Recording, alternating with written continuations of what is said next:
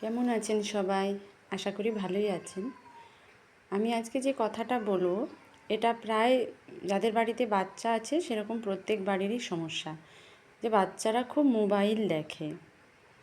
তো আমরা যা শুনি অ্যাডভাইস হিসেবে ঠিকও মনে হয়, কিন্তু হয়তো সব ক্ষেত্রে সেটা ঠিক নয়।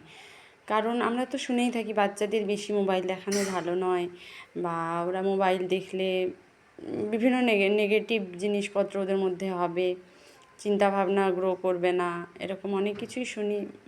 মেন্টাল হেলথ ইমপ্রুভ করবে না।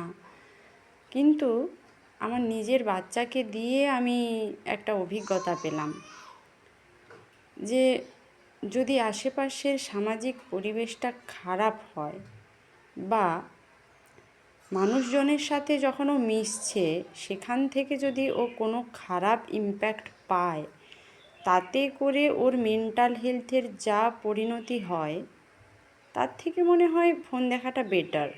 শুধু একটা জিনিস খেয়াল রাখতে হবে, যে ও মোবাইলে দেখছেটা কি।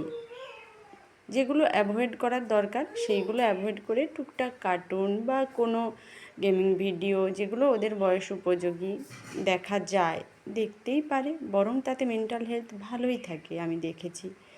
এটা আমার নিজস্ব অভিজ্ঞতা থেকে বললাম। জানি না আপনারা কি ভাবেন, আপনাদের মতামত অবশ্যই জানাবেন। ভালো থাকবেন।